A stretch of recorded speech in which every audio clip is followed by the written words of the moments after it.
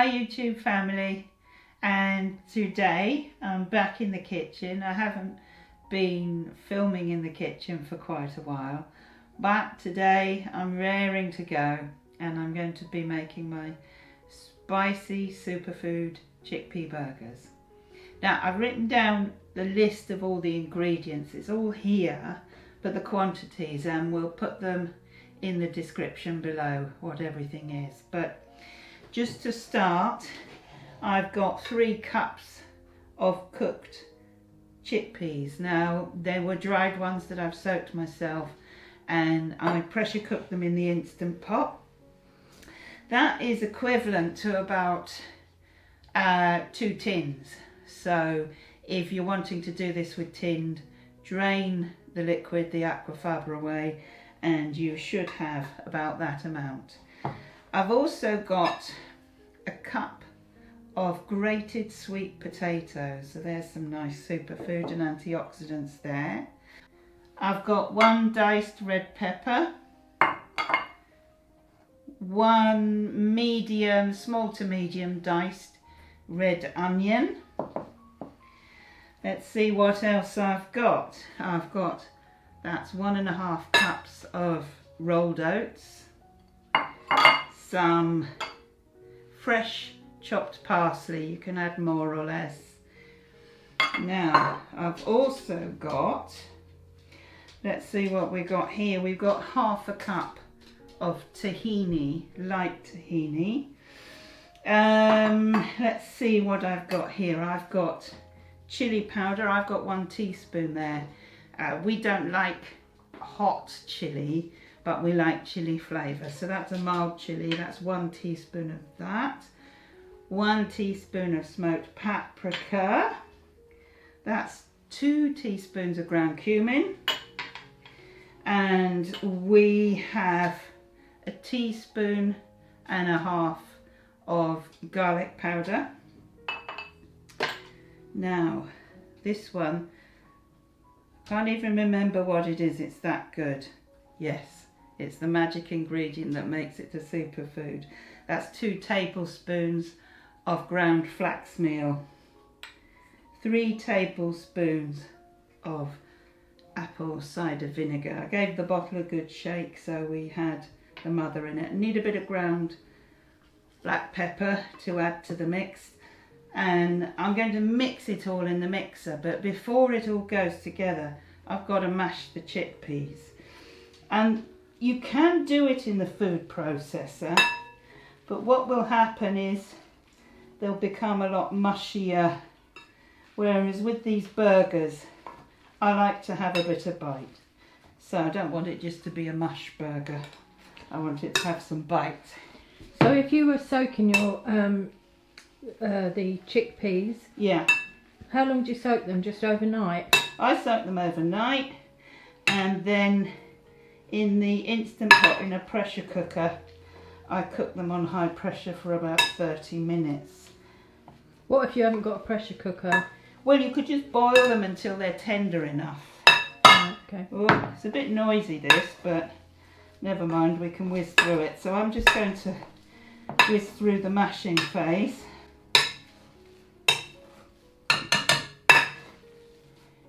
I think we're almost there. It's good exercise. Right, don't like to waste any. So we're going to put it all together now. There's all the lovely mashed chickpeas, and they're going into the mixer. And I'm using a K beater for this, so it gets all the sides. I might need to stop it now and again and scrape the sides down as it mixes, but we'll see how it goes first. It's good stuff, this. Good stuff. Protein, fibre, oh, minerals. I love it.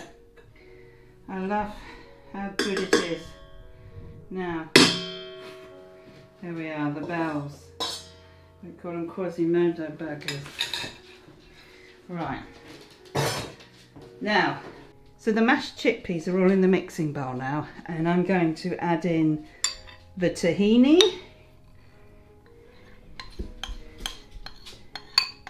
because it's at room temperature, it's really nice and liquidy. And I keep it in the fridge, so it's quite solid when it comes out.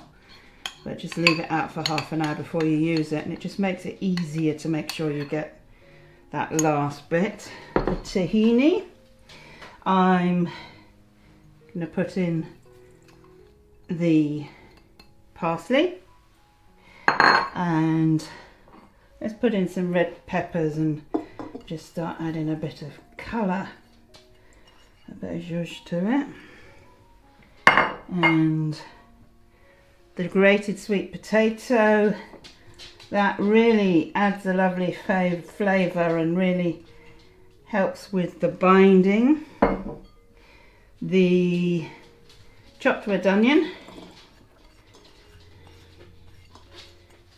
and let's do the rolled oats.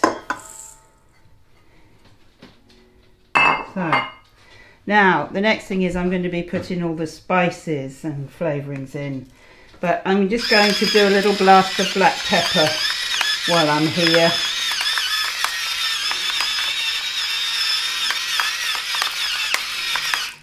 And of course, when you've made it, you can always add extra salt or pepper if that's your preference. Now we're going to put in all the spices. So we've got the garlic powder. Fingers are clean, so we're all good there. We've got the flax. I'm going to try and spread it around as evenly as I can. I think it just helps with mixing. The cumin, the paprika, the chilli powder, trying to get that as evenly as possible, and the apple cider vinegar. I want to get as much of the mother from that apple cider vinegar in as possible. So we're going to start the process of mixing now, so give it a nice good blend and get all the flavours through. Okay, let's start mixing. I'll start it off low first.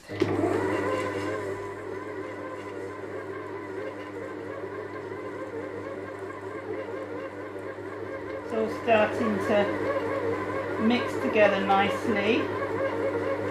The smell from it's gorgeous. It's at the moment got quite a strong apple cider vinegar smell, and of course that will go in the cookie. That's been blending now for a couple of minutes and it smells and looks absolutely divine, so I'm going to stop it there. I did it all on the lowest speed, I didn't need to increase it, and I haven't needed to scrape the sides. So let's have a look. Right.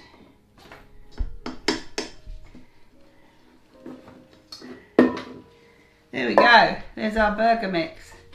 And I'm just going to taste a little bit, because it is actually all cooked, but the flavours will come through more once it's been left to stand for a while, and then when it's baked, of course, because the onion's still raw.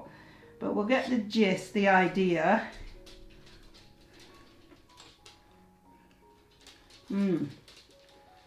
That's really nice. Now, here's the fun part. We're going to be shaping it into burgers. You can half the quantity of everything, and that will make you a decent amount of burgers, but I always like to batch cook, so there's something in the freezer, and then, you know, if you have a day where you just don't feel like cooking, or you haven't got time because you're so busy elsewhere, you can easily get one of these out of the freezer. So let's go with this, a nice handful. What I'm actually going to do is I'm going to do bowls of it. Great bowls of chickpea burgers. These are going to be quite big burgers, but I'm quite happy, you see, just have one with some salad as a main meal. I mean, you can make them smaller. I'll tell you what's really nice, you can even use this recipe to make a falafel. Depends how you like to cook, if you like to fry, if you like to bake. I'll be baking these, but before they're baked, they'll be sitting in the fridge for a while. But at the moment, they're round. and it can get a bit sticky, but it's not too bad actually. This isn't too bad. Now, I don't add processed oil. Of course, that does give a drier consistency. That suits me because I don't have added processed oil in my diet. I just have the oils that come naturally from the food. But it would be a moister burger if you want to do the, maybe put a tablespoon of olive oil in, or whatever oil you like to use. I think sesame oil would be quite nice actually, because of, well, it's got that kind of Middle Eastern,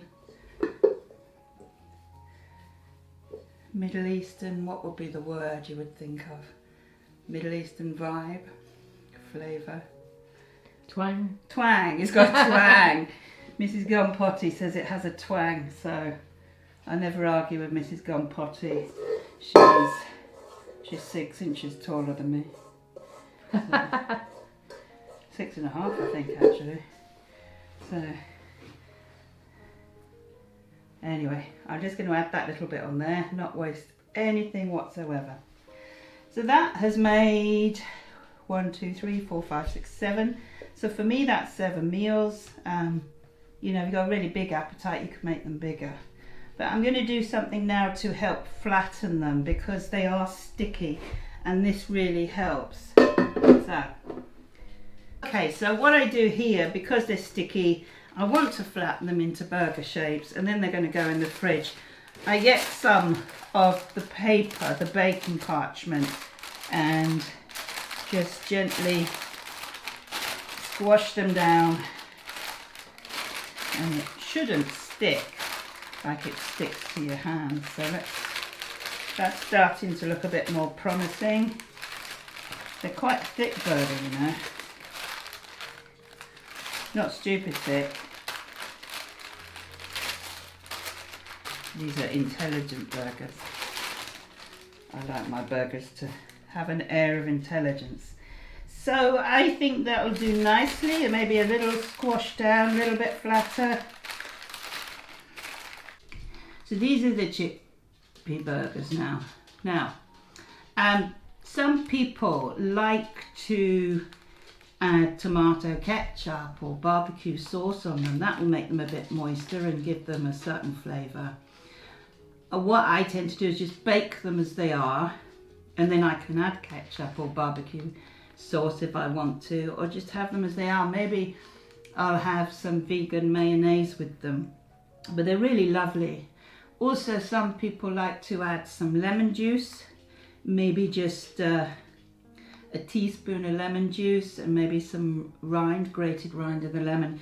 You can adapt it to whatever your flavours are, but this is the basic burger, and I'm going to enjoy eating what's left on my hand. They're going in the fridge for at least an hour, and then they will be baked for at 180 Celsius for 30 minutes, turning over halfway. Of course, you can increase that if you find that's not enough and you want a more, it would like a more cooked appearance. But as they are cooling and setting, the flavours of the onion and the parsley and the spices are all starting to work their chemistry and their magic. So those are the chickpea burgers, and I hope you enjoy if you try them. I know I'm going to enjoy that for dinner tonight. They'll look exactly the same tonight. I'll have it with a nice salad. They will just have a cooked appearance. They'll be browned, but in itself, apart from the onion and the pepper, everything is more or less cooked. So there we go, the Superfood chickpea burgers. I love them, and what I don't have tonight will go in the freezer, and I've got plenty more meals to look forward to. So thanks everyone, bye bye.